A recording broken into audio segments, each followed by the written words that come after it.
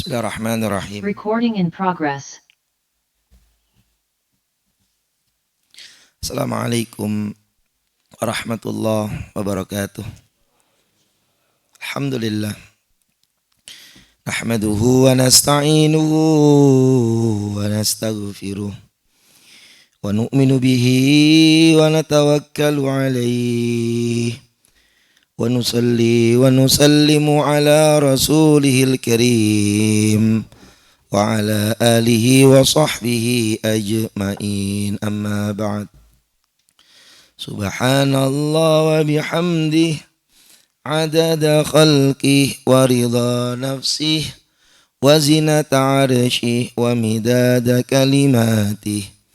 Subhanallah wa bihamdih adada khalqih wa ridha nafsih wa zinata arshih wa midada kalimatih. Subhanallah wa bihamdih adada khalqih wa ridha nafsih wa zinata arshih wa midada kalimatih. Raditu billahi rabba wa bil islami dina wa bi muhammadin nabiyyan wa rasula.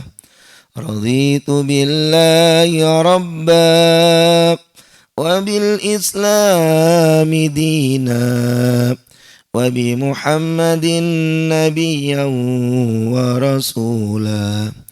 Raditu billahi rabba wa bil islami dina wa bi muhammadin nabiyyan wa rasula. Alhamdulillah. Para jamaah, Bapak Ibu, para pengurus, para hujjah, para ustadz, kita semua yang hadir, yang semoga selalu senantiasa diberikan kesehatan, keselamatan, keberkahan oleh Allah Subhanahu wa taala. Warzuqna husnal khatimah, dan Allah anugerahi kita semuanya wafat dalam keadaan husnul khatimah. Amin Allahumma amin. Jamaah muliakan ta'ala, kita lanjutkan yaitu kitab At-Tadhkirah fi Ahwalil Mauta wa Umuril Akhirah sampai pada babun ma jaa'a fi qiraatil Qur'an indal qabri halat ad-dafni wa ba'dahu wa annahu yasilu ilal mayyit thawabu ma yaqra wa yad'a wa yastaghfirullah wa yatasaddaqu alaih. Setelah kita membahas pada kaji yang sebelumnya tentang membentangkan daripada kain di atas kuburan ketika menguburkan, maka yang berikutnya tentang masalah bab majaa fi qiraatil Qur'an indal qabr, yaitu tentang bacaan Al-Qur'an.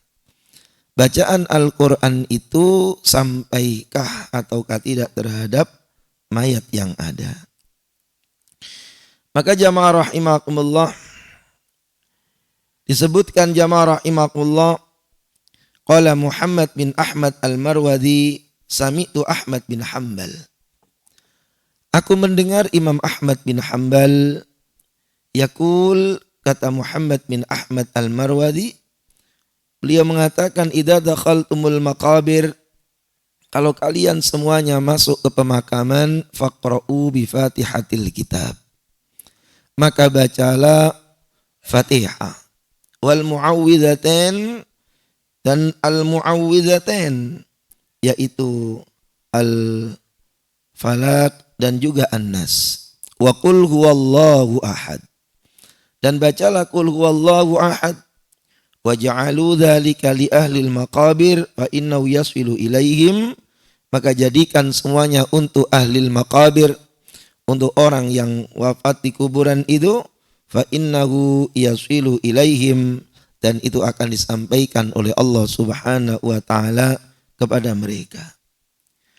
Wa qala Ali bin Musa al-Haddad, berkata Ali bin Musa al-Haddad, aku bersama Ahmad bin Hanbal, aku bersama Imam Ahmad bin Hanbal fi janazah, ketika aku mengiringi daripada jenazah, dan Muhammad bin Qudamah al-Jauhari yaqra, pada saat itu Muhammad bin Qudamah Al-Jauhari lagi membaca Al-Quran. Maka setelah kemudian menguburkan mayat ja'a rajulun dharir, ada seorang yang buta yang membaca Al-Quran. Ia baca Al-Quran di sisi pemakaman, di sisi kuburan. Faqala lahu Ahmad. Berkatalah kepadanya yaitu Imam Ahmad, ya hadza innal qira'ah 'alal qabr bid'ah. Ini hai fulan, bacaan Quran ini di sisi kuburan adalah bid'ah. Falamma kharajna minal maqabir, maka tatkala kemudian kami keluar daripada kuburan, maka berkatalah Muhammad bin Qudamah pada Imam Ahmad, ya Aba Abdillah, sebutan Imam Ahmad, ya Aba Abdillah, ma taqulu fi Mubashir bin Ismail, apa yang kamu ketahui pendapatmu dengan Mubashir bin Ismail? Qala, Imam Ahmad mengatakan, thiqah, ya orang yang bisa dipercaya. Maka berkatalah daripada Muhammad bin Qudamah tadi, hal katabta anhu syai'a? Ya, apakah kemudian engkau menulis sesuatu daripadanya? Qala na'am, iya. Maka kemudian Muhammad bin Qudamah mengatakan, kalau begitu kabarkan kepadaku tentang Mubashir bin Ismail dari Abdurrahman bin Ala, ya, akhbirni, ya. Maka kemudian dikatakan bahwasanya abahnya berwasiat, ya, berpesan, idza dufina ayyuqra'a inda ra'si bi Fatihatil Baqarah wa khatimatiha. Ia berpesan tatkala meninggal dunia nanti maka hendaknya dibacakan di samping daripada kepalanya yaitu surah Al-Fatihah, awal Al-Baqarah dan akhir surah Al-Baqarah. Maka berkatalah daripada Mubashir bin Ismail, itu aku mendengar Ibnu Umar berwasiat yang demikian. Maka Ahmad, berkata Imam Ahmad, ya, yaitu kembalilah kepada orang tersebut, faqul lahu yaqra, dan katakan kepadanya supaya ia terus membaca Al-Quran. Para jamaah rahimakumullah. Jadi bab yang berikutnya ini bab yang menjelaskan tentang bacaan Al-Quran di sisi mayat yang sudah meninggal dunia. Maka memang terjadi beberapa perbedaan di antara para ulama, tetapi ulama kita mengatakan tentang sampainya amalan itu. Ya, tentang sampainya amalan itu. Bahkan Imam Al-Qurtubi dikatakan oleh Imam Al-Qurtubi, yaitu waqad istadalla ba'du ulama'ina ala qiraatil Qur'an 'alal qabri bi hadisil asibir ratab. Yaitu dikatakan bahwasanya oleh Imam Al-Qurtubi sampainya bacaan amalan Al-Qur'an menurut ulama-ulama kita yaitu sandarkan atau dianalogkan dengan satu hadis tentang pelepah kurma yang basah yang ditancapkan oleh Rasulullah Muhammad sallallahu alaihi wasallam pada kuburan yang diazab oleh Allah Subhanahu wa taala. Jadi disebutkan dalam satu riwayat yang sahih Bukhari Muslim, ketika Nabi sallallahu alaihi wasallam melintasi daripada pemakaman, ada dua pemakaman yang lagi diazab oleh Allah Subhanahu wa taala. Yang satu disebabkan oleh tidak bersih dalam urusan cebok buang air kecil, dan yang kedua yamshuna bin namimah. Ia tidak bebas, ya, di alam kuburnya itu disebabkan karena banyaknya namimah ataupun adu domba. Maka aku patahkan pelepah kurma itu, kata Rasulullah sallallahu alaihi wasallam. Kemudian ditanamnya, maka dikatakan la'allahu ayyukhaffifa anhu ma lam yaibasa. Maka semoga dengan sepanjang basahnya pelepah kurma ini menjadikan asbab diringankannya orang yang ada di alam kubur tersebut. Maka ini menjadi satu dalil dikatakan oleh Imam Al-Qurtubi, kalau kemudian itu adalah diringankan, bisa ringan asbab urusan pohon pelepah yang tertanam, fa kaifa bi qiraatir rajul al-mu'min al-Qur'an. Maka bagaimanakah kemudian dengan bacaan Al-Quran yang dibaca oleh seorang mukmin, di samping daripada kuburan tersebut.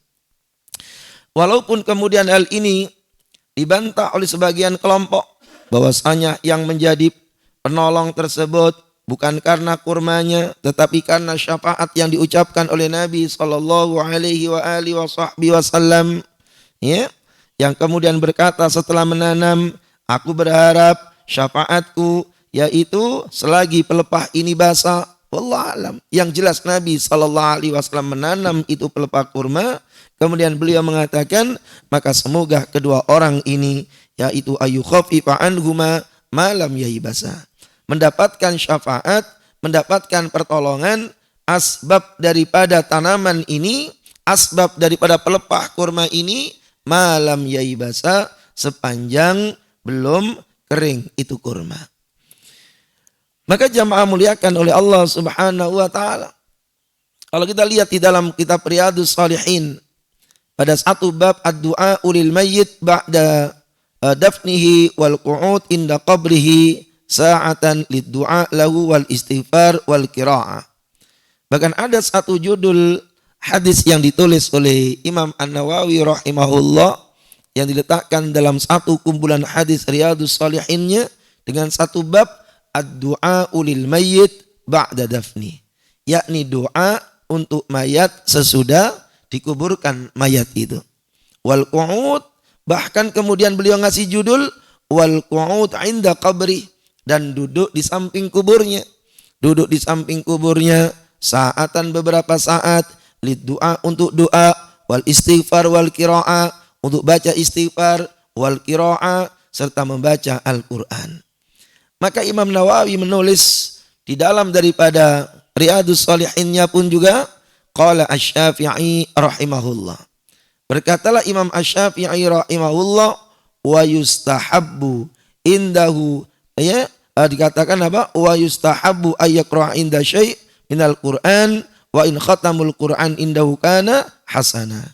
Maka sunnah hukumnya katanya, yaitu disunahkan untuk membacakan Al-Qur'an, beberapa ayat Al-Qur'an, ya, pada samping kubur, wa in khatamul Qur'an. Kalau ia hatamkan Al-Qur'an, indahu di sampingnya, kana hasana, maka itu adalah sebuah kebaikan. Ditulis oleh Imam An-Nawawi, seorang muhaddis, seorang ahli hadis, dalam satu bukunya yaitu Riyadhus Shalihin. Wallahu a'lam. Para jamaah muliakan oleh Allah Subhanahu wa taala, bahkan di dalam hadis Nabi sallallahu alaihi wasallam dari Amr bin As radhiyallahu an, diceritakan dari Amr bin As radhiyallahu an qal idza dafantumuni, ia mengatakan idza dafantumuni, kalau nanti aku meninggal dunia, ya, kalau nanti aku ini meninggal dunia, fa aqimu haula qabri wa aqimu haula qabri, maka berdirilah kalian itu haula qabri, di samping daripada kuburku, qadra ma tunharu jazur, yaitu sepanjang selama daripada orang menyembelih unta dan membagikan dagingnya. Jadi kata Amr bin As. Jadi Amr bin As mengatakan idza dafantumuni, nanti kalau aku ini mati, ia berpesan kepada saudaranya, kepada orang kawannya yang ada di sekitarnya, ya. Dalam satu riwayat hadis itu rawahu Muslim, apa dikatakan oleh Amr bin As radhiyallahu an, idza dafantumuni, nanti jikalau kalian itu lihat aku ini sudah mati, kemudian kalian mengkuburkan jenazahku, fa aqimu haula qabri, maka berdirilah kalian itu di sekitar daripada kuburku. Setelah kalian berkumpul, qadra ma tunharu jazur, sepanjang daripada kalian menyembelih unta dan membagikan dagingnya. Jadi ini waktu yang tidak sedikit, waktu yang panjang. Kemudian jamaah yang muliakan oleh Allah Subhanahu wa taala, yang mengatakan hasta astanisa bikum, sehingga kemudian kumpulnya kalian, berdirinya kalian di atas kuburku itu menjadikan sebab senangnya hatiku. Kalau kamu ini nanti sudah mengubur aku berpesan kepadamu, kata Amr bin As, ya, selama daripada orang menyembelih untanya hingga membagikan daripada dagingnya, sehingga kemudian hatta asta'nisa bikum, sehingga kalian bikin hatiku ini senang. Wa a'lamu madza raji'u bihi rusula rabbi, hingga aku kemudian gampang dan mudah untuk menjawab daripada utusan Tuhanku, yaitu malaikat-malaikatnya Allah Subhanahu wa ta'ala. Maka dalil ini dipakai oleh ulama-ulama kita bahwa adanya manfaat, adanya manfaat bacaan ayat-ayat Al-Quran itu untuk mayat. Adanya manfaat tentang bacaan ayat-ayat Al-Quran itu untuk mayat. Dikatakan juga an Miqal ibn Yasar qala Nabi sallallahu alaihi wasallam. Bahkan dikatakan Miqal bin Yasar yang mengatakan bersabda Nabi sallallahu alaihi wasallam dalam satu riwayat rawahu Abu Daud. Apa kata beliau? Iqra'u Yasin inda mautakum. Bacakanlah Yasin inda mautakum. Inda mautakum, kalimat inda difahami mungkin yaitu ada sebagian yaitu menjelang wafatnya. Sebagian mengatakan setelah wafatnya. Artinya ini ada perbedaan di antara para ulama. Namun kemudian tidak bisa dikatakan, woi ini tidak sampai. Nggak bisa seperti itu. Ada yang mengatakan sampai, ada yang tidak. Namun kemudian ulama-ulama kita dan kami yang meyakininya itu bahwa bacaan itu sampai kepada mayat. Kita bisa buka di dalam tafsir Ibnu Katsir dalam surah At-Taubah ayat yang ke-105. Dalam tafsir Ibnu Katsir dalam surah At-Taubah ayat yang 105 itu Allah tabaraka wa taala menyatakan, a'udzu billahi minasyaitonir rajim. Wa qul i'malu fasayarallahu 'amalakum wa rasuluhu wal mu'minun. Dan katakanlah ya Rasul, wa qul i'malu, katakan pada umat itu, i'malu, hendaklah mereka melakukan amal. Fasayarallahu 'amalakum, maka sungguh Allah tabaraka wa taala melihat amal mereka. Fasayarallahu 'amalakum wa rasuluhu wal mu'minun. Rasul pun melihatnya, wal mu'minun, dan orang-orang yang beriman pun melihatnya.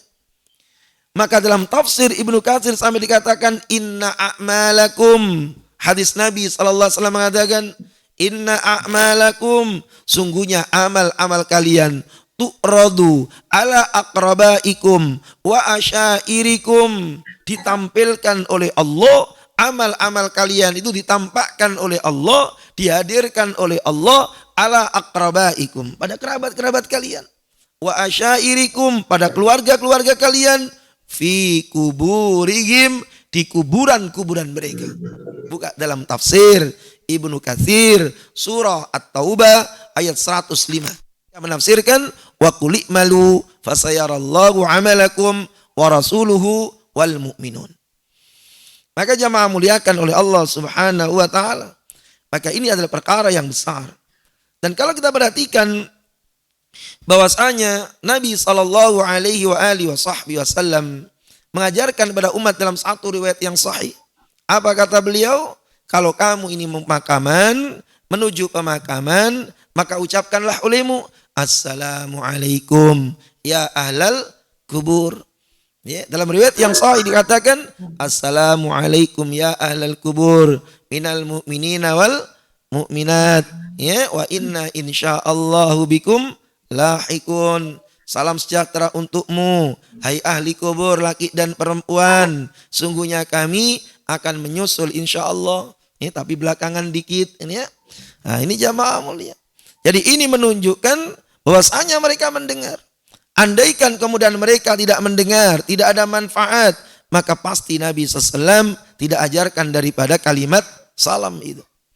Sehingga dalam satu pertempuran Badar, setelah usainya pertempuran Badar, dan Abu Jahal pun dilemparkan ke sumur itu setelah bunuh, ditebas oleh dua anak muda yang bernama Muawid dan Mu'ad radhiyallahu anhuma, yang setelah bertanya kepada Abdurrahman bin Auf. Di dalam satu pertempuran itu dua anak muda yang umurnya baru 16 tahun ini mengatakan, ya paman, ya ammi, hai Abdurrahman bin Auf, mana orang yang namanya Abu Jahal? Ya, namanya menggetarkan tubuhku karena permusuhannya dengan Nabi Sallallahu Alaihi Wasallam. Mana orang yang namanya Abu Jahal? Maka kata Abdurrahman bin Auf mengatakan, itu orangnya yang lagi bertempur itu. Maka dua anak muda menyeruak tanpa kenal lelah, tanpa takut terhadap kematian yang ada. Sehingga kemudian Abu Jahal pun ditebas oleh kedua anak muda ini. Matilah kemudian Abu Jahal yang luar biasa dalam pertandingannya. Kalah dengan seorang anak muda. Ya, dua anak muda. Masya Allah. Setelah kemudian wafat, maka dipotonglah kupingnya oleh Ibnu Mas'ud radhiyallahu an. Ya, dipenggallah daripada kepalanya. Maka ia katakan di hadapan Nabi SAW, ya Rasul, kuping berbalas kuping plus kepala. Dan ini kuping serta kepalanya Abu Jahal. Maka dilemparkan ke sumur yang ada di Badar itu. Ya. Maka setelah dilemparkan, berapa waktu kemudian Nabi SAW ya, berteriak, mengatakan, berkata di hadapan sumur tersebut, hei orang-orang, hei Abu Jahal dan konco-konconya, apakah kalian mendapatkan apa yang sudah dijanjikan oleh Allah Subhanahu wa taala?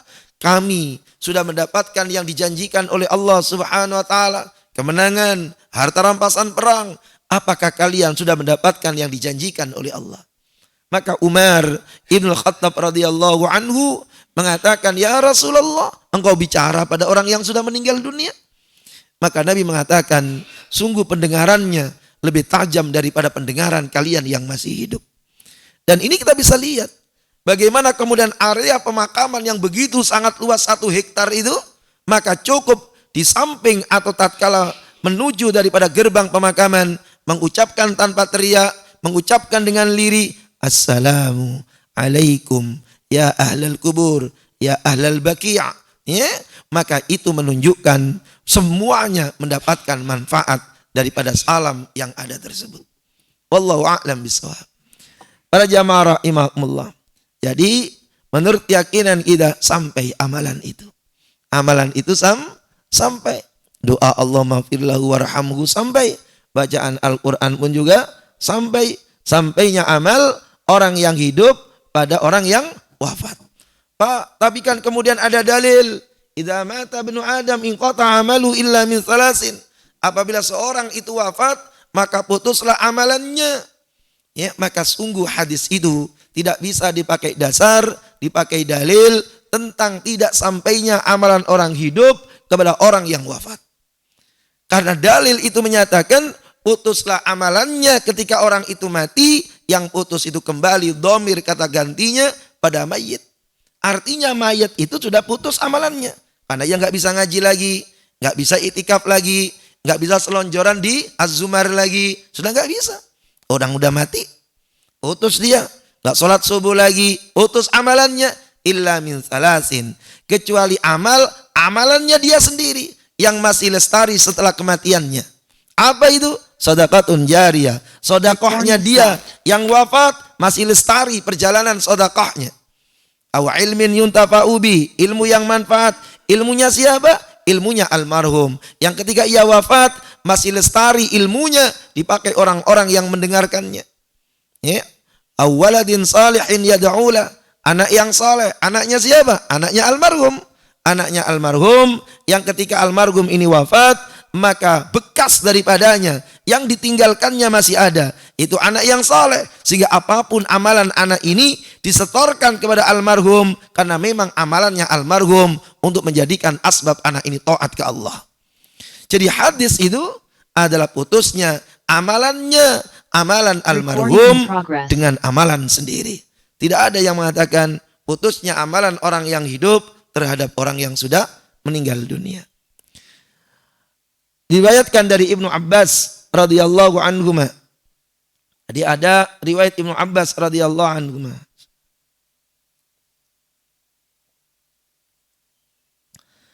Anna mar'atan fi Juhainah min Juhainah.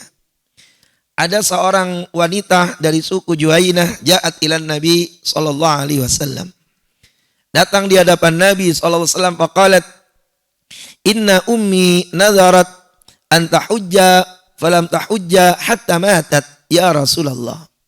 Ya Rasul, ibuku adalah berwasiat. Ibuku nazar ya, untuk melaksanakan ibadah haji. Walam tahujja, tapi ia belum haji hatta matat, sampai kemudian ia wafat. Apa ahujja Anda? Apakah boleh aku berhaji untuknya? Apakah boleh aku ini berhaji untuknya? Qala na'am. Kata Nabi, iya. Hujji anha. Ya, laksanakan haji untuknya. Ara'aiti law kana ala ummik dainun akunti qadiyah. Kalau ibumu ada utang, apakah engkau tidak menyelesaikannya? Maka kata Nabi SAW, uqdullaha fallahu ahaqqu bil wafa. Rawahul Bukhari. Dikatakan maka utang kepada Allah, maka segera ia selesaikan. Jadi artinya orang ini selesai utangnya atau bisa dinilai haji dengan hajinya orang lain. Maka ini yang menjadikan dalil, yaitu badal haji. Jadi jamaah yang mulia ta'ala, hingga dikatakan oleh Nabi SAW, uqdullah fallahu haqqu bil wafa. Ya, bagaimana kemudian ada seorang yang berhutang, dan hutang itu umpamanya kata Rasul sallallahu alaihi wasallam, nafsul mu'min mu'allaqatun bidaini. Jadi jiwa seorang mukmin itu tergantung oleh urusan utangnya. Jadi mukmin itu tergantung oleh utangnya. Ya, jadi apabila ada masih utang, apapun amal yang dikerjakannya menjadi masalah. Ya, tidak terangkat dirinya. Ya, sehingga datang seorang di hadapan Nabi SAW, ya Rasulullah, aku mau berjihad fi sabilillah. Apa kata Rasulullah SAW ketika beliau ditanya dengan kalimat, apa yang Allah berikan kepadaku kalau aku mati dalam medan tempur ini? Maka Nabi mengatakan, yaitu surga. Untukmu adalah surga. Ya, yughfaru lisyahid illa dan. Dan semua dosa-dosa orang yang mati syahid itu diampuni oleh Allah Subhanahu wa taala illa dan, kecuali urusan utang. Jadi utang ini amal yang mengganjal semua amal-amal baik. Ya, artinya tidak akan dilancarkan oleh Allah taala perjalanan akhiratnya. Tapi ketika kemudian ada orang yang menyelesaikan utangnya, bukankah itu selesai? Berarti artinya tanggungan orang yang mati ini bisa selesai dengan amalan orang hidup. Ya. Makanya kalau ada orang meninggal dunia kan mesti keluarganya itu maju. Assalamualaikum Bapak Ibu, kami sebagai wakil keluarga, kalau almarhum ini ada salah-salah dalam pergaulan, mohon kesalahan dan dosanya dimaafkan. Dan yang kedua, bila ada sangkut paut urusan utang piutang, kan itu kan, utang-utang besarnya dianggap lunas dan yang kecil menghubungin kami, kan begitu. Jadi artinya kalau orang menganggap lunas, ya selesai. Berarti diselesaikan oleh orang yang masih hidup. Ya, amalan orang yang wafat itu diselesaikan oleh orang yang masih hidup. Itu kan kemudian uminya. Itu kan yang nazar adalah ibunya. Oke, kita lihat hadis lagi. An Ibni Abbas radhiyallahu anhuma. Dalam riwayat Abu Dawud. Anan Nabi SAW sami'a rajulan yakul. Nabi SAW mendengar seorang mengucapkan kalimat labbaik, labbaik, an syubruma, labbaika an syubruma. Ya Allah, aku penuhi panggilanmu untuk syubruma. Aku penuhi panggilanmu untuk syubruma. Artinya ada orang yang haji untuk syubruma. Ya sebutkan. Jadi Nabi SAW sami'a rajulan yakul. Nabi mendengar seorang mengucapkan labbaik an syubruma. Apa kata Nabi SAW? Man syubruma? Siapa syubruma itu? Siapa syubruma yang kau sebutkan itu? Qala ahulli. Dia adalah saudaraku, bukan ibunya. Qala ahulli. Ia adalah saudaraku. Dalam riwayat yang lain, au qaribul li. Ia kerabatku. Ya masih ada kerabatku. Apa kata Rasulullah SAW? Apakah kemudian Nabi mengatakan, itu kerabat kamu, itu adalah jauh, itu adalah sepupu kamu, maka enggak sampai, enggak perlu engkau melaksanakan ibadah haji, tidak. Nabi mengatakan, a'ajata an nafsik, apakah engkau sudah melakukan haji untuk dirimu? Jadi Nabi mengatakan, Nabi mengatakan yaitu apa? Huji an nafsik, thumma huji an syubruma. Maka hajilah untuk dirimu dulu, baru hajilah untuk syubruma. Ini yang kemudian disebutkan oleh para ulama-ulama fikih, bahwasanya haji badal itu harus orang yang melaksanakannya itu sudah haji. Kalau belum haji, maka nggak bisa membadalkan. Dan ini juga menunjukkan badal haji itu satu orang untuk satu orang, bukan satu orang untuk se-RT. Ya. Jadi satu orang untuk satu orang. Nabi mengatakan huji an nafsik. Hajilah untuk dirimu dulu, summa huji an syubruma. Lalu hajilah untuk syubruma. Insyaallah. Jadi sampai amalan haji sampai, doa-doa sampai, maka Quran pun juga ya sampai juga. Apa bedanya? Ya. Nah, itu kan sedekah, bukankah Quran juga sedekah? Nabi mengatakan ada seorang ya muhajirin, orang-orang muhajirin datang kepada Nabi SAW. Ya Rasulullah, ya enak jadi orang kaya itu. Ya kenapa orang kaya borong pahala ya Rasulullah? Ya kita sholat, orang kaya sholat. Kita puasa, orang kaya puasa. Tapi giliran orang kaya itu sedekah, kami tak mampu melaksanakan sedekah. Begitu semangatnya mereka para sahabat mengejar amalan sahabat yang lainnya. Ya, mengejar amal. Bukan kemudian urusan kaya yang diinginkannya, tetapi urusan kejaran amal. Maka apa kata Nabi SAW? Tasbihmu adalah sedekah. Tahlilmu sedekah. Tahmidmu sedekah. Takbirmu sedekah. Ya, maka berbahagialah orang-orang ini. Ya, sehingga ia mampu mengejar daripada amalan orang kaya. Orang kaya sedekah dengan duitnya, orang miskin sedekah dengan bacaannya. Maka beberapa waktu kemudian datang lagi, ya Rasulullah. Ada apa lagi? Orang kaya sudah mengetahui rahasianya. Orang kaya pun mereka sedekah duit dan mereka juga ahli zikir. Tetap kami enggak mampu mengejar amalan mereka. Karena mereka sudah tahu rahasianya. Ya, bahwasanya sedekah itu bisa dengan tasbih, takbir, tahlil, ya, tahmid, dan mereka orang kaya melakukannya. Tapi ketika giliran mereka sedekah dengan duit, kami enggak mampu ya Rasulullah.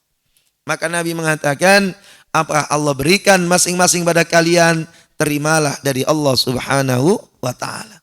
Kalau tasbih itu sedekah, ya, kalau kemudian tahmid itu sedekah, berarti bacaan Al-Qur'an pun hadiah itu adalah sedekah. Dan apa tentang masalah sedekah?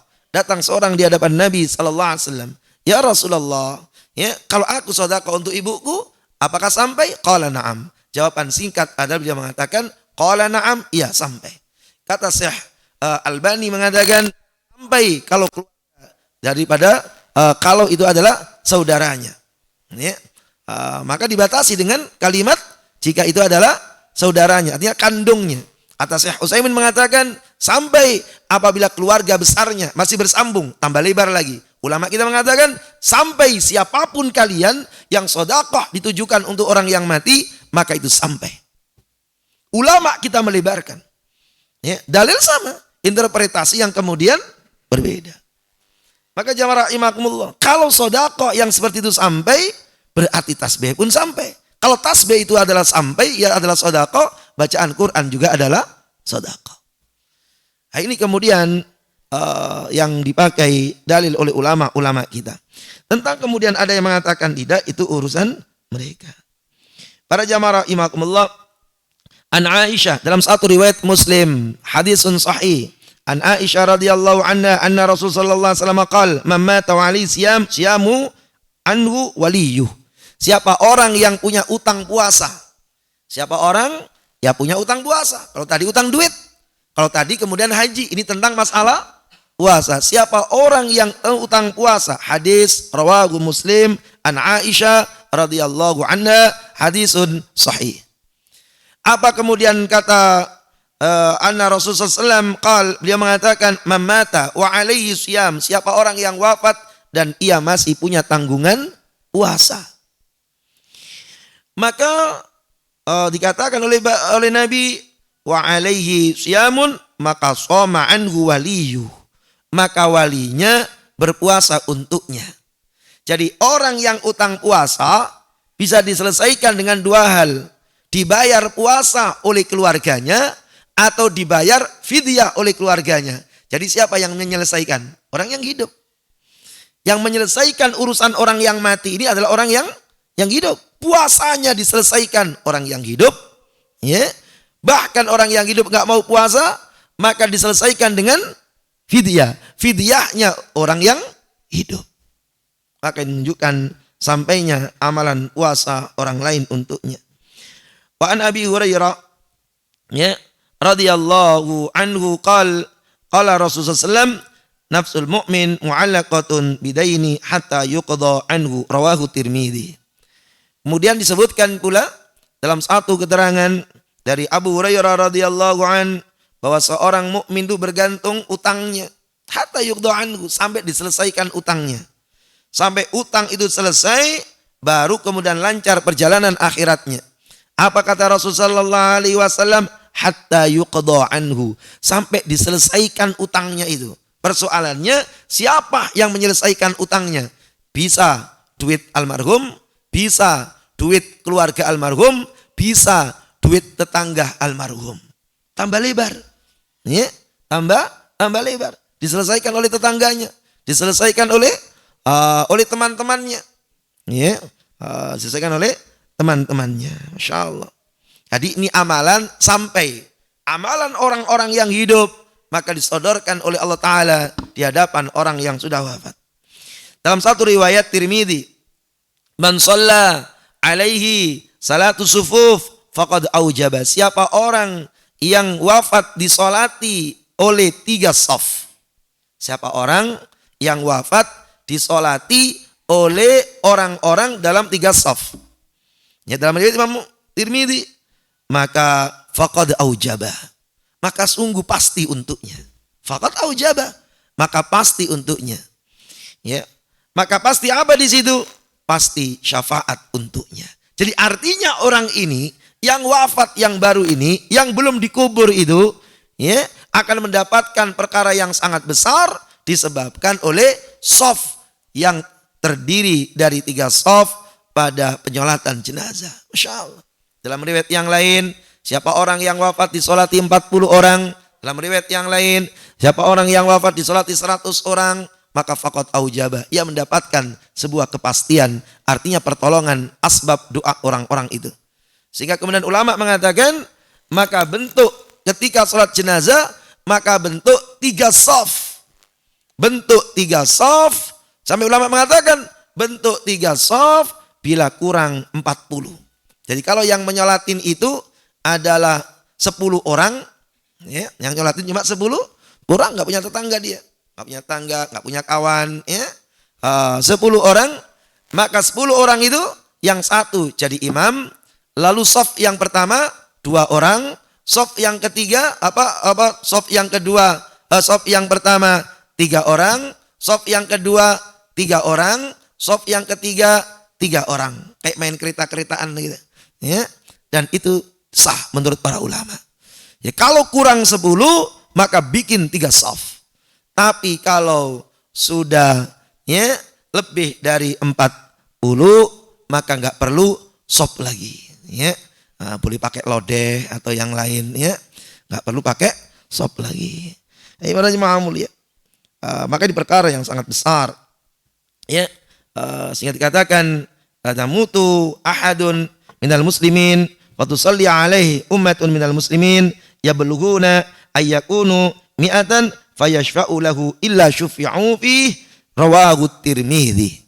Kata Nabi SAW, siapa orang yang meninggal dunia lalu disolati sampai 100 orang, ya, yang muslim, yang ikhlas, yablughuna ayyakunu mi'atan, sampai 100 orang, maka fayashfa'u lahu, maka 100 itu menjadi syafaat untuk almarhum yang ada, ya, untuk almarhum yang disolatinya. Masya Allah. Berarti ini untuk orang lain. Ya, suksesnya orang yang mati ini adalah untuk orang yang lain. Pak, bagaimana kemudian dikatakan bahwasanya seorang itu tidak bisa untuk mengirim daripada keburukan yang ada? Maka disitulah Rahman dan Rahimnya Allah Subhanahu wa Ta'ala. Keburukan tidak disampaikan, kebaikan disampaikan. keburukan tidak disampaikan, tidak bisa dialalokkan. Ya, saya niat zina, dosa zina, saya berikan pada almarhum, enak saja kamu yang enak, almarhum yang dosa. Ya, nggak bisa. Ya, nah, itu kalau keburukan. Sama dengan keburukan, maka Allah hanya berikan satu dosa ataupun terhapus. Sedangkan kebaikan, maka minimal al-hasanatu bi asyri amsalihha. Satu kebaikan itu bisa berlipat minimal 10 kebaikan. Karena rahmatnya Allah Ta'ala. Yang baik dilipatkan, yang buruk tidak. Yang baik sampaikan, yang buruk tidak. Masya Allah. Ini jamaah rahimakumullah. An Abdillah Ibnu Abbas radhiyallahu anhuma anna Sa'ad bin Ubadah. Sa'ad bin Ubadah istafta Rasulullah sallallahu alaihi wasallam. Faqal inna ummi matat wa 'alaiha nadrun lam taqdihi. Faqala Rasulullah sallallahu alaihi wasallam iqdih anha. Rawahu Abu Dawud. Dalam satu riwayat yang lain disebutkan oleh sungguhnya Sa'ad bin Ubadah minta fatwa kepada Nabi sallallahu alaihi wasallam. Ia minta fatwa, ya Rasulullah, inna ummi matat. Ibuku telah meninggal dunia ya Rasul. Wa 'alaiha nadrun. Ia punya nadar ya Rasul. Lam taqdi, yang belum diselesaikan. Faqal, maka Nabi sallallahu alaihi wasallam mengatakan, iqdi anha. Selesaikan daripada nadar ibumu. Para jamaah rahimakumullah. Ini semuanya menunjukkan tentang dalil bagaimana kemudian amalan-amalan itu pun sampaikan oleh Allah Subhanahu wa taala. Disebutkan jamaah rahimakumullah, wa qala sallallahu alaihi wasallam, dalam satu keterangan Nabi sallallahu alaihi wasallam mengatakan, yusbihu ala kulli sulama min ahadikum sadaqah.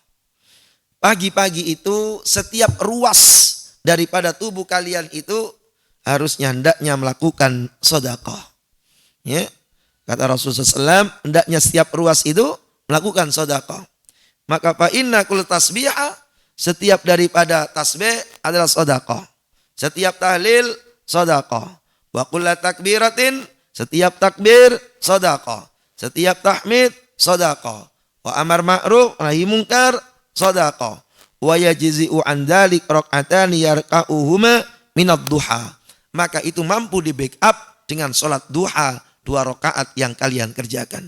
Jadi Nabi SAW mengatakan semuanya adalah sedekah. Sehingga bacaan mereka itu juga sedekah. Kalau sedekah duit sampai, sedekah bacaan juga sampai. Hakikatnya itu adalah sedekah. Para jamaah rahimakumullah. Maka disebutkan mal mayyit fi qabri illa kal ghariqil mughawwis. Seorang yang wafat yang ada di kuburnya itu seperti kal ghariq, seperti orang yang lagi tenggelam. Ya, maka disebutkan dalam satu keterangan bahwasanya orang yang mati itu seperti apa? Seperti orang yang tenggelam.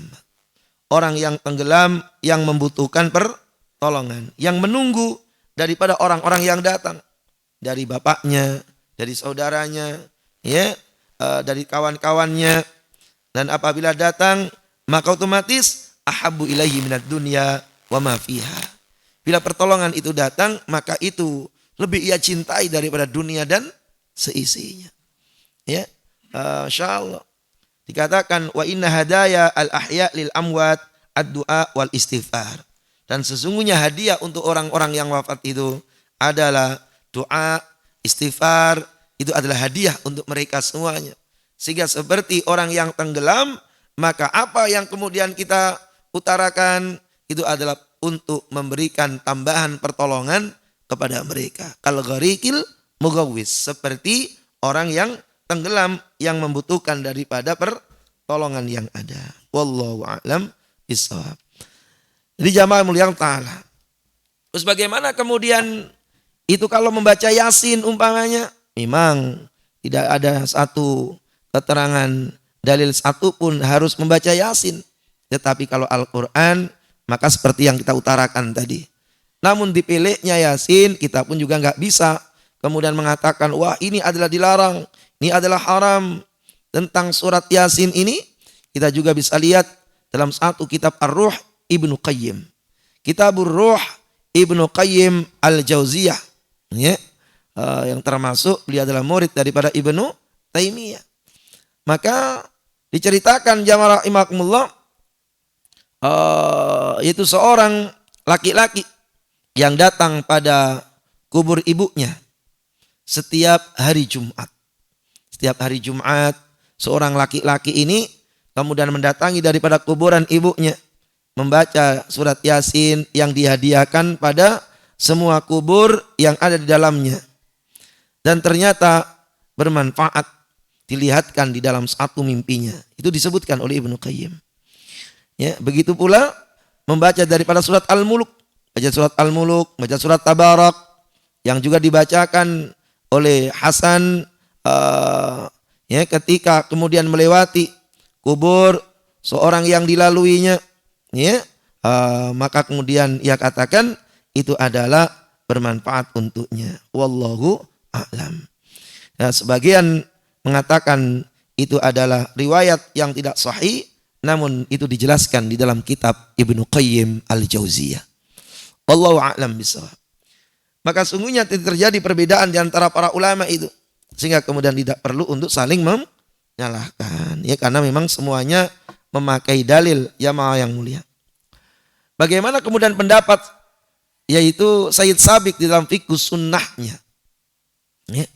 Bagaimana pendapat Sayyid Sabiq dalam fiqhus sunnahnya?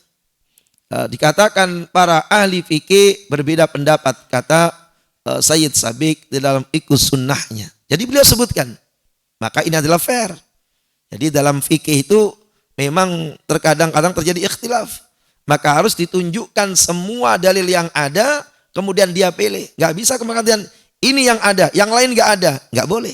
Kalau ada 10 pendapat, terangkan 10 pendapat itu. Kalau ada 5 pendapat, terangkan 5 pendapat itu. Kemudian Anda memilihnya dan yang lain memilih yang lainnya. Terserah mereka dengan keyakinan yang ada. Otomatis dengan dalil-dalil yang memperkuatnya.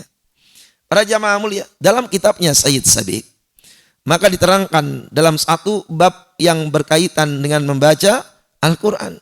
Imam Syafi'i, Imam Muhammad bin Hasan mengatakan dianjurkan.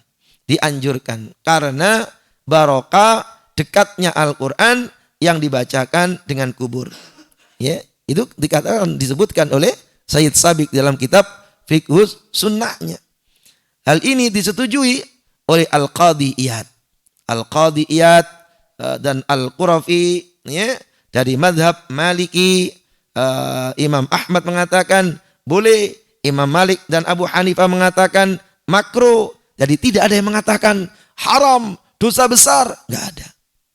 Sayyid Sabiq mengatakan, Imam Syafi'i, Imam Muhammad bin Hasan mengatakan dianjurkan. Sedangkan kemudian Imam Malik, ya, Imam Abu Hanifah mengatakan makruh. Ya, mengatakan apa? Makruh. Imam Ahmad mengatakan bukan dianjurkan, tetapi boleh. Ya, maka yang mana yang diikuti? Ya terserah. Terangkan oleh ulama-ulama yang besar. Jadi jamaah rahimakumullah, ini menunjukkan semuanya tentang sampainya amalan-amalan orang yang wafat itu pada orang yang masih hidup itu pada orang yang meninggal dunia. Bagaimana dengan kalimat wa alaysa lil insani illa ma sa'a? Seorang itu tidak bisa menanggung kecuali dengan amalannya sendiri. Jamaah rahimakumullah, surat An-Najm, wahyu Allah pada Nabi Ibrahim alaihi salatu wassalam dan Nabi Musa alaihi salatu wassalam. Syariatnya itu seperti itu. Allah taziru waziratun wizra ukhra. Yakni setiap diri yang beramal maksiat atau dosa, maka hal tersebut untuk diri sendiri. Ya. Wa in tad'u muthqalatun ila himliha la yuhmal min syai'un walau kana dza qurba.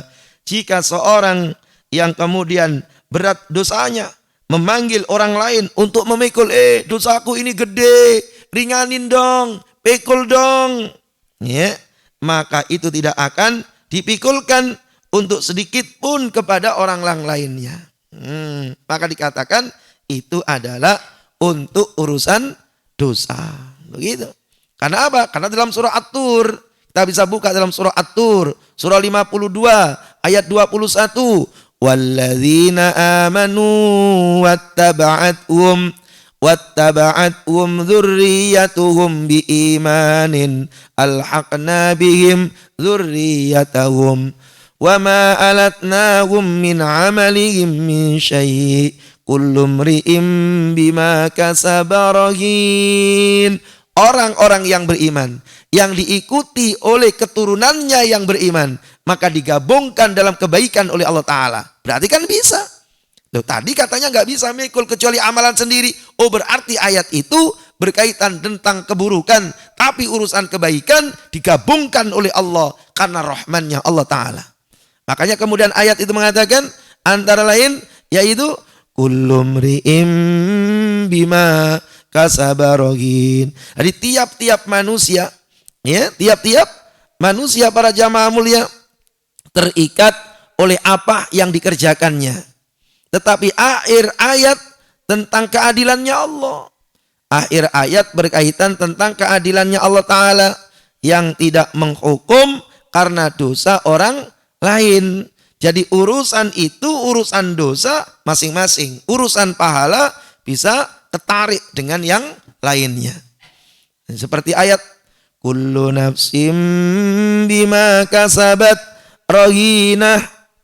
Maka buka nanti dalam surah Al-Mudaththir. Surah Al-Mudaththir ayat 38 sampai ayat 41. Kullu nafsim bima kasabat rahinah. Ya, tiap-tiap diri bertanggung jawab masing-masing untuk amalannya. Lanjutkan ayat itu. Illa ashabal yamin. Ternyata dikatakan Allah illa kecuali ashabal yamin, kelompok kanan. Artinya kalau kelompok kanan amalnya digabung. Kalau kelompok kiri enggak. Ini namanya adilnya Allah. Jadi oh berarti kalau begitu bisa dong orang setor amal baik. Kalau begitu bisa dong orang setor amal buruk. Enggak. Amal buruk enggak disampaikan Allah. Amal baik disampaikan oleh Allah. Al-Mudaththir ayat yang ke-38 sampai 41. Paham ya? Jadi dikatakan oleh Allah kullu nafsin bima kasabat rahina. Orang itu terikat oleh amal. Apa yang diamalkan itulah yang kemudian ia dapatkan. Tetapi kemudian illa ada kalimatnya. Illa ashabal yamin, kecuali amal baik. Kalau amal baik maka berarti Masya Allah fi jannatin yatasa'alun. Yang kan anil mujrimin. Maka amal baik itu akan diberikan kebaikan oleh Ta'ala. Sehingga kemudian ada pemberian syafaat. Maka orang yang menghafalkan Quran dari antara keturunannya maka dikasihkan untuknya formulir kosong. Siapa orang-orang yang kalian angkat? Allah kasih kebaikan. Ya, tapi orang yang buruk tidak. Orang yang buruk masing-masing terima.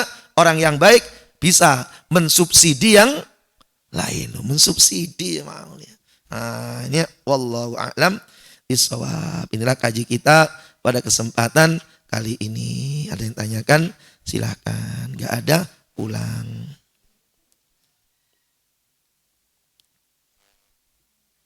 Ya, silakan Bu.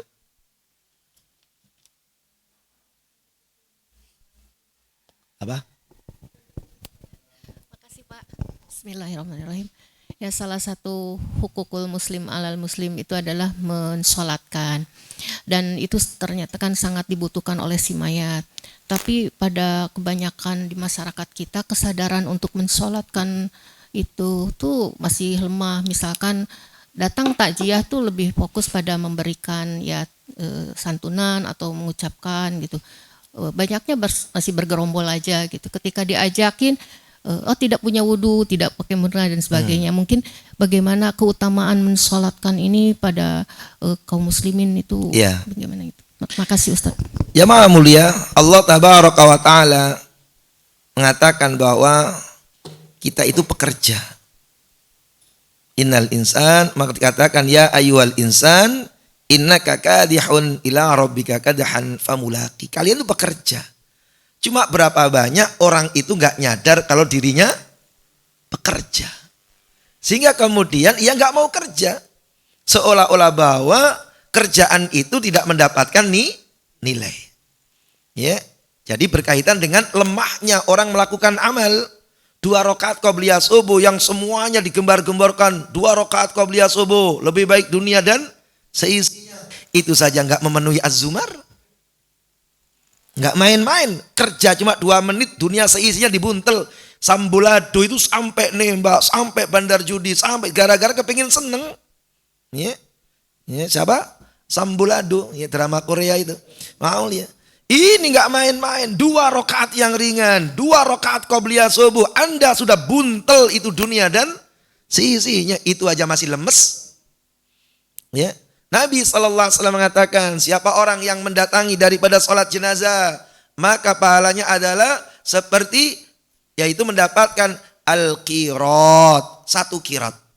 Bila ia mendatangi sholat jenazah, lalu kemudian ia menguburnya, falahu qiraton, maka 2 qirat. Sahabat mengatakan, apa yang disebut dengan qirat ya Rasulullah? Misla Uhud, Jabal Uhud. Jadi artinya sholat jenazah yang cuma sebentar, yang hemat, nggak pakai ruku, nggak pakai sujud itu pahalanya nggak bisa dipikul oleh orang manapun, sebab seperti Jabal Uhud, gambaran besarnya nilai. Tapi kenapa orang lemes? Ya itu, ya seolah-olah dia nggak mati juga, seolah-olah bahwa dirinya nggak perlu disolatin juga. Nggak mungkin orang nyolatin kita kalau kita jarang nyolatin orang. Bagaimana kemudian orang mendoakan kita kalau kita nggak pernah doain orang? Jadi kembali amalan karena nggak ngertinya, dan nggak ngerti itu karena yang kurang yakinnya, dan kurang yakinnya itu adalah karena ia belum meninggal dunia. Buka dalam surah As-Sajdah. Walau tara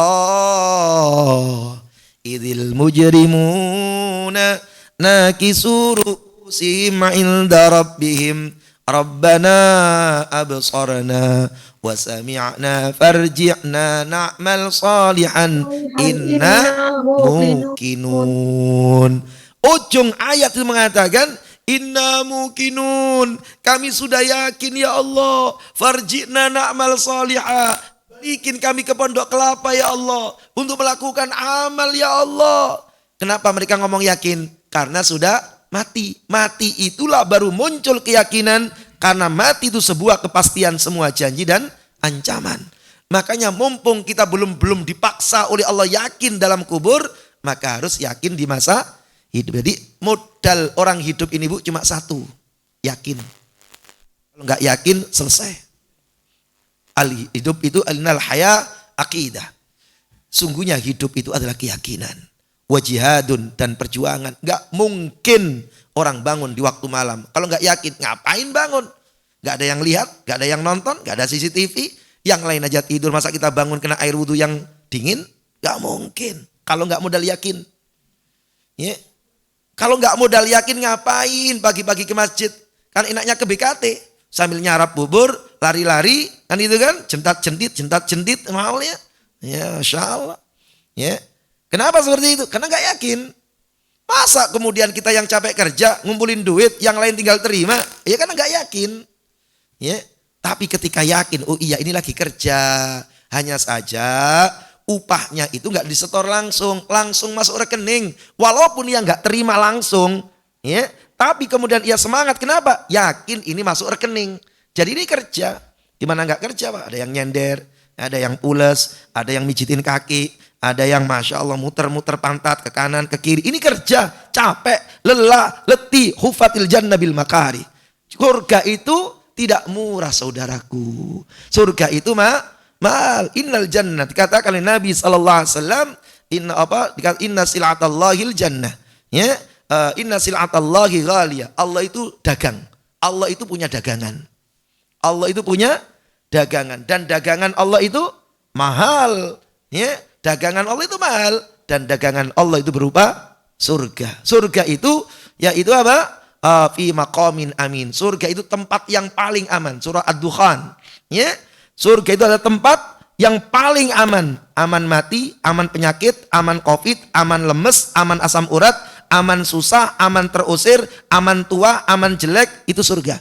Maka di surga itu hidup selama-lamanya, Ya, hidup tanpa mati, senang tanpa susah, sehat tanpa sakit, bahagia tanpa derita, kenyang tanpa lapar, itu hanya ada di surga. Gak mungkin tempat seperti itu harganya murah gitu. Jadi modalnya yakin aja.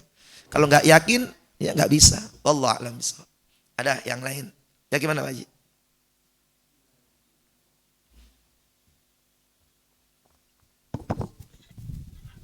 Boleh Ustaz, tanya Ustaz. Bismillahirrahmanirrahim. Dalam bulan Ramadan itu banyak orang pergi berziarah Ustaz ya. Apa beda dengan budaya yang lain Ustaz? Gimana? Satu. Gimana Pak Haji? Dalam bulan Ramadan banyak yang datang berziarah. Iya. Apa beda dengan budaya yang lain? Kemudian kalau misalnya kita berdoa di rumah jarang-jarang ke makam, apakah boleh Ustaz? Demikian, makasih. Ya, apakah boleh berdoa di luar? Boleh. Karena disampaikan oleh Allah Subhanahu wa taala. Apa bedanya doa di makam dengan doa yang ada di rumah? Beda. Satu pakai Gojek, satu dikirim langsung. Jadi sehingga ada satu perbedaan yang ada. Tetapi kemudian apa ada perbedaan ziarah Ramadan dengan ziarah luar Ramadan? Tidak ada perbedaan. Itu hanya momentum yang orang melakukan ziarah. Tidak ada perbedaan. Jadi tidak ada. Kalau kemudian dikatakan Ramadan lebih bagus untuk ziarah, di sini bid'ahnya. Di sini bid'ahnya berarti Anda bikin aturan aturan baru. Tetapi kalau kemudian saya ziarah di bulan Ramadan, sempatnya bulan Ramadan, biar ingat mati, puasanya khusyuk, ini seolah-olah adalah Ramadan yang terakhir, maka tidak ada salah. Nggak bisa menyalahkan itu. Tapi kemudian mengatakan ini lebih mulia daripada luar Ramadan, ini yang salah. Jadi pekerjaannya sama, niatnya beda, nilai berbeda. Itu aja. Jadi sama dengan orang mengucapkan salam kepada Nabi. Assalamualaikum ya Rasulullah. Di Az-Zumar yang jarak 9.000 km dari sana. Ya, apa sampai? Sampai. Allah itu punya sayyahin, punya malaikat khusus untuk jalan, untuk nyari orang yang mengucapkan salam. Maka kemudian malaikat menyampaikan salam kepada Nabi SAW. Dalam satu riwayat yang lain dikatakan, ketika ada orang salam, maka aku dibangkitkan oleh Allah Subhanahu wa ta'ala. Jadi kita salam di sini pun nggak masalah. Tetapi kemudian diperintahkan itu apa? Saat-saat tertentu, ketika Anda di Nabawi, maka salamlah langsung kepada Nabi SAW. Sehingga di depan itu ditulisin, Assalamu hahuna, salammu di sini. Ala Nabi SAW. Assalamu ala Abi Bakrin Siddiq, di bundaran yang keduanya. Artinya salam dari jauh sampai, salam dari dekat sampai. Tetapi kemudian emosional itu berbeda. Sehingga yang mendekatkan diri adalah emosionalnya itu. Wallahu a'lam bishawab. Ya, itu. Ada yang lain silakan. Baik, Ustaz. Boleh Ustaz. Pak Nanang, boleh tanya Pak Nanang? Silakan Pak Lamdo. Ya. Ustaz Hafid, tadi disampaikan kalau amalan seseorang itu tergantung hutangnya. Nah sekarang ini hutang negara yang ribuan triliun itu siapa nanti yang bertanggung jawab? Apakah kita sebagai rakyat Indonesia? Siapa yang nanggung utang negara?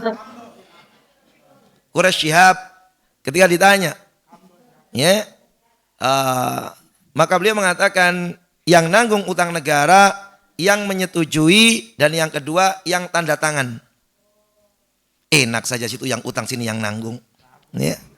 Jadi siapa yang menanggung utang negara, yang menyetujui, dan yang tanda tangan. Mana Pak Nana? Setuju? Berarti kalau ada anggota keluarga yang ikut menyetujui, nanti keluarganya yang nanggung. Ya, yang ikut nanggung. Iya.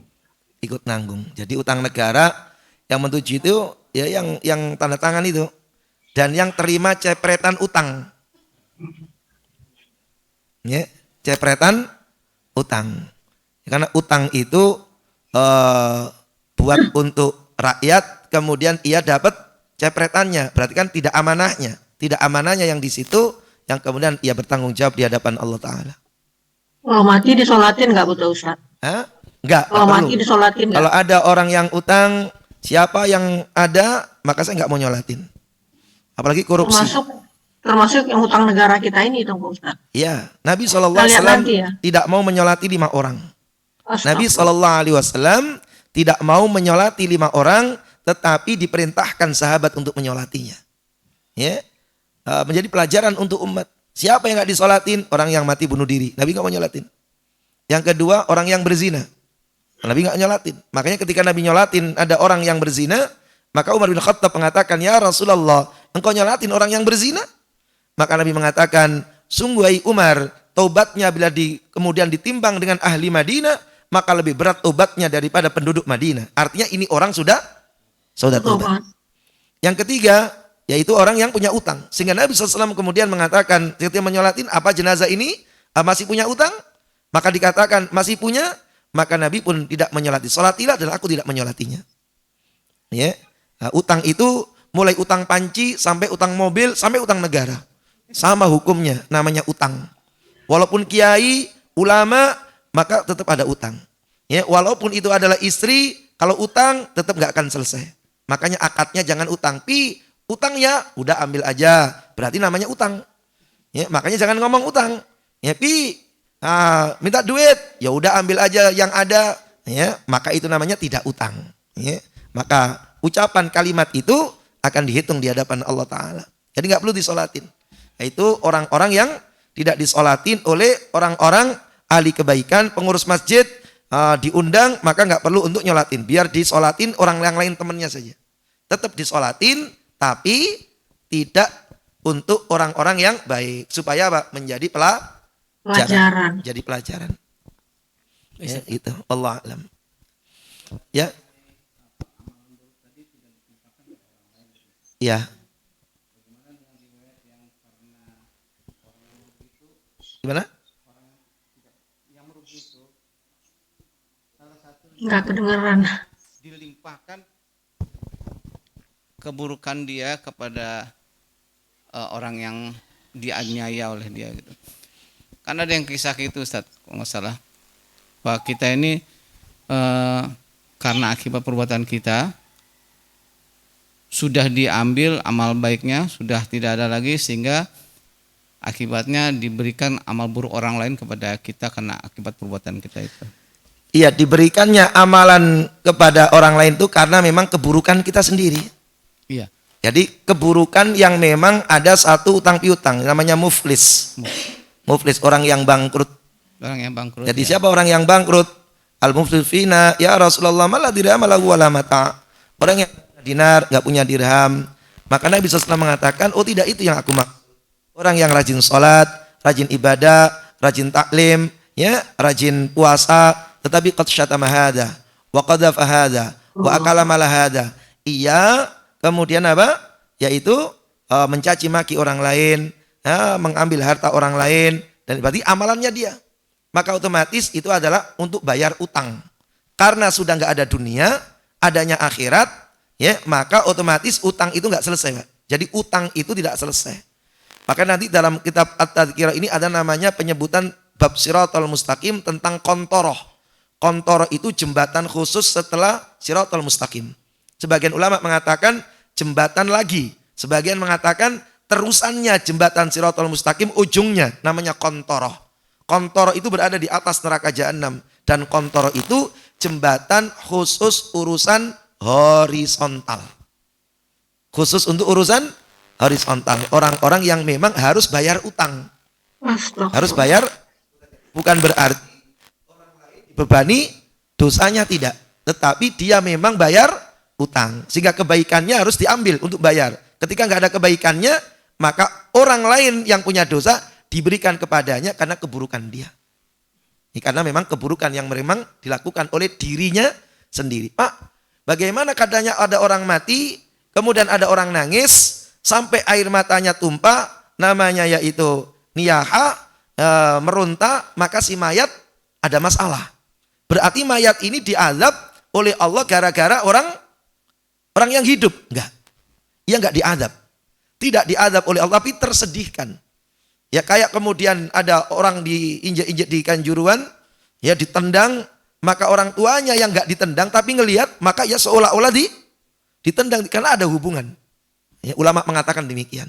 Jadi bukan berarti kemudian orang tuanya diinjek-injek, ya tidak tersakiti. Namun ada rasa itu karena itu adalah keluarganya. Allahu a'lam. Hal hutang ini kan mengerikan Ustaz ya, kalau nggak diselesaikan gitu. Sedangkan kalau sebenarnya sudah terjadi beberapa pertanyaan masalah ini, tapi saya ingin lebih dijelaskan lagi Ustaz mengenai hutang ini. Yang dulu berhutang, orang yang mau dihutangkan sudah tidak ketahuan di mana, Ya. bahkan sudah mungkin meninggal. Bagaimana menghindari kejadian seperti tadi, padahal dia sudah sanggup membayarnya? Ya.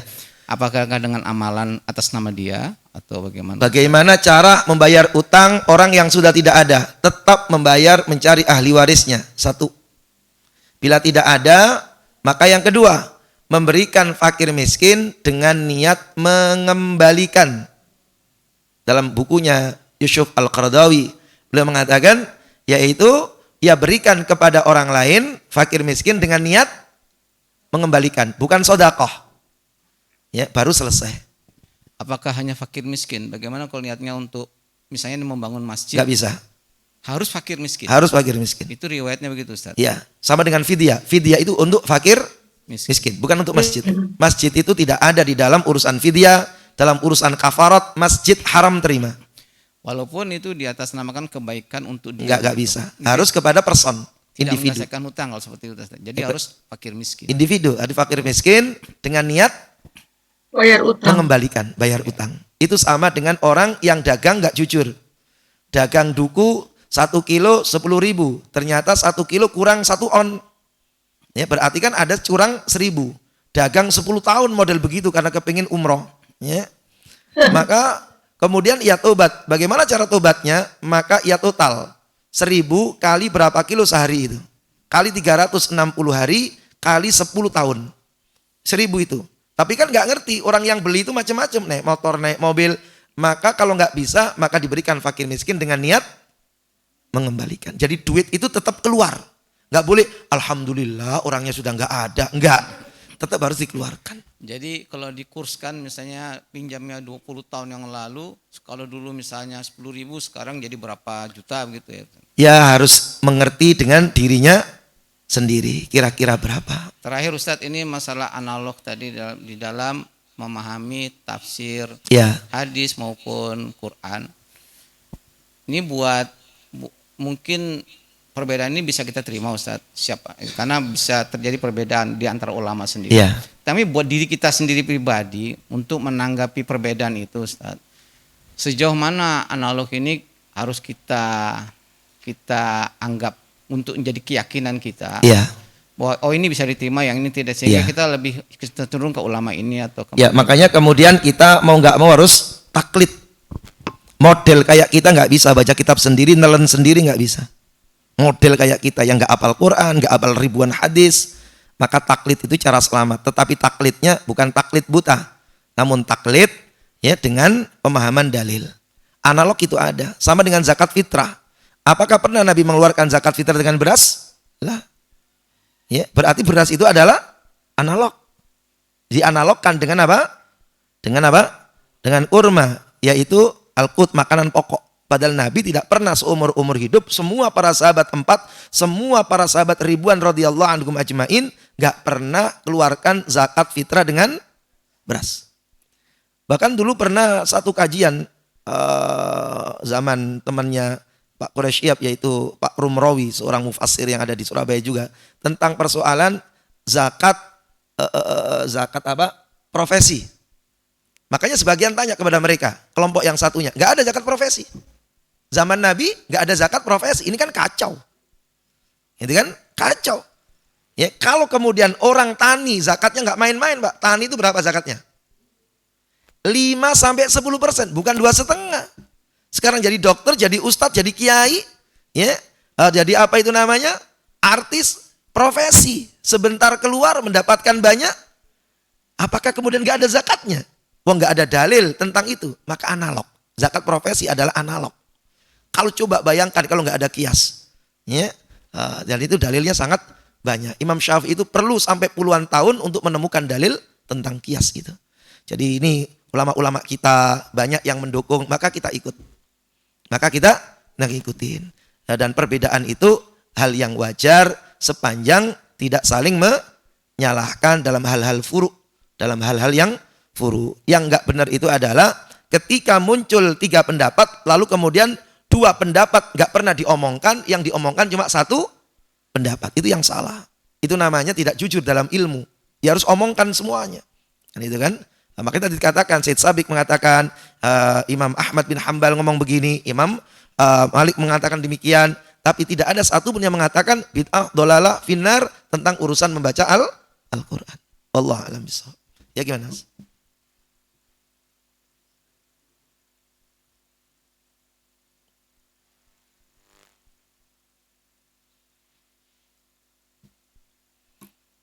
Baik, Ustaz Afwan. Ini terkait dengan badal haji saja. Tadi kan dikatakan boleh dibadalkan kecuali dengan orang yang sudah haji gitu saja. Bagaimana kalau misalkan pihak keluarganya tidak ada yang haji sama sekali, sedangkan pihak almarhum meminta supaya anaknya sendiri yang membadalkan hajinya gitu.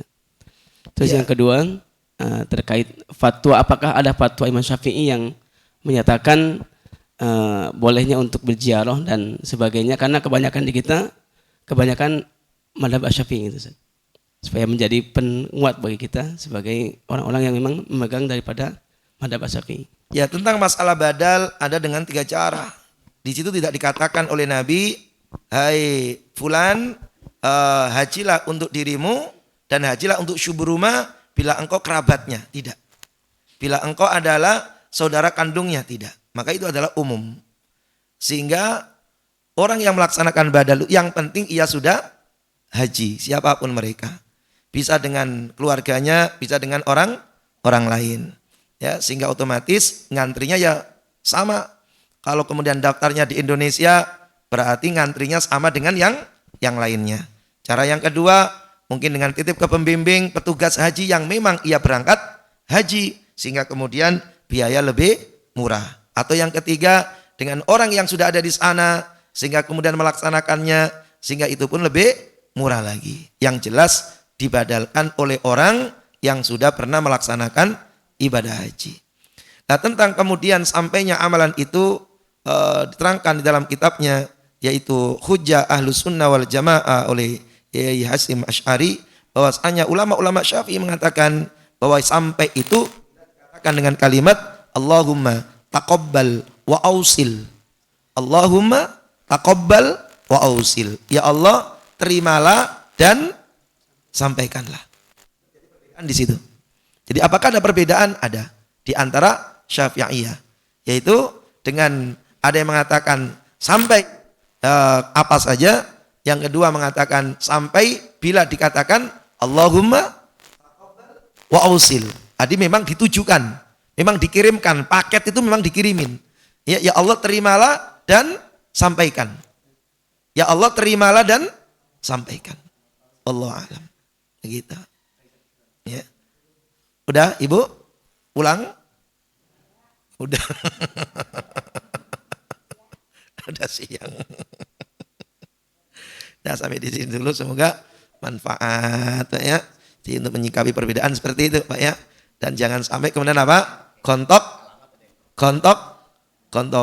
Sebab ya kita mendengar yang satu itu mengatakan dengan kerasnya, bahkan melecehkan dengan kalimat, siapa orang yang mengatakan orang mati itu mendengar, maka kebodohan ada pada dirinya. Allah Karim. Yang mereka mendasarkan surah Fatir, wa ma anta bimusmi'in man fil kubur. Kamu engkau ya Rasul tidak mampu memberikan pendengaran pada orang yang di alam kubur. Nah, itu kan dibantah oleh ulama yang lain. Ada penafsiran yang lain bahwa itu adalah diumpamakan seperti orang munafik. Artinya orang munafik itu sumum bukmun umyun. Yang dikatakan man fil kubur itu dalam artian bukan enggak dengar, tapi enggak ada respon. Sama dengan kalimat apa? Sumum bukmun. Orang itu loh, tuli. Ya, tuli itu bukan tuli enggak dengar. Hayya 'alas shalah. Orang enggak pernah ngaji, enggak pernah taklim, nggak pernah ke masjid, nggak pernah sholat, tuli dia. Bukan tuli. Buktinya ada dangdut goyang kepalanya dia. Oh berarti nggak tuli. Ya, dangdut goyang, hayya ala sholat, tidur. Itu namanya apa? Tuli dalam Quran. Jadi tuli bukan berarti tidak mendengar, tetapi tidak mampu merespon kebaikan. Sama dengan orang yang ada di alam kubur, bukan nggak dengar, nggak respon. Ya, bukan nggak dengar. Ya, assalamualaikum. Ya, bukan nggak dengar, tapi nggak ada respon, nggak ada kalimat jawaban. Waalaikumsalam, nggak bisa jawab dia. Ya, tetapi mereka dengar. Itu namanya kayak orang yang tadi itu, yang tuli, yang buta, kan itu kan, dan lain sebagainya. Ya, Al-A'raf 179. Yang ujung ayat mengatakan ulaika humul ghafilun. Itu orang-orang yang lalai. Lalai ada hayya 'alas shalah tapi enggak lalai soal dangdutan. Lalai ada kitab Quran yang harus dibaca tetapi yang enggak lalai baca WhatsApp sampai baca Shopee enggak niat beli dibaca semuanya, dicari semuanya. Padahal enggak niat beli tiap hari mentelengin Shopee, Bukalapak, Lazada, kan itu kan? Nah, seperti itu. Itu namanya tuli, buta, bisu. Sama dengan ayat tersebut. Wa ma anta bimusmi'in man fil kubur. Ya artinya silahkan mengatakan ada ulama mengatakan ini enggak nyampe, kan enak. Ada ulama yang mengatakan nyampe dengan dalil A, B, C, D, E. Jangan mengatakan, yang mengatakan sampai, yang mengatakan mereka dengar, menunjukkan tentang kebodohannya. Kok gak enak dengernya itu. Ya, itu namanya provokatif. Ibu ya, demikian insya Allah. Sehingga ngaji itu bukan kemudian tambah kenceng perbedaannya, tapi tambah lapang hatinya. Kan itu kan? Tambah lapang apa? Hatinya. Iya, aku gak baca Yasin, kamu baca Yasin. Yang penting jangan ribut aja di depan orang yang mati. Selesai. Gitu kan? Nah, daripada ngomongin ya pilpres ya, di depan orang mati ngomongin pilpres. Ya, naudzubillah min dzalik. Demikian semoga manfaat dengan bacaan. Subhanakallahumma bihamdika asyhadu an la ilaha illa anta astaghfiruka wa natubu ilaik. Allahumma inna nas'aluka ilman nafi'a wa rizqan thayyiba wa amalan mutaqabbala. Allahumma inna nas'aluka husnal khatimah wa na'udzubika min syarril akibati wa su'il khatimah. Rabbana atina fid dunya hasanah wa fil akhirati hasanah wa qina adzabannar. Walhamdulillahi rabbil alamin. Walafu minkum, mohon maaf. Assalamualaikum warahmatullahi wabarakatuh.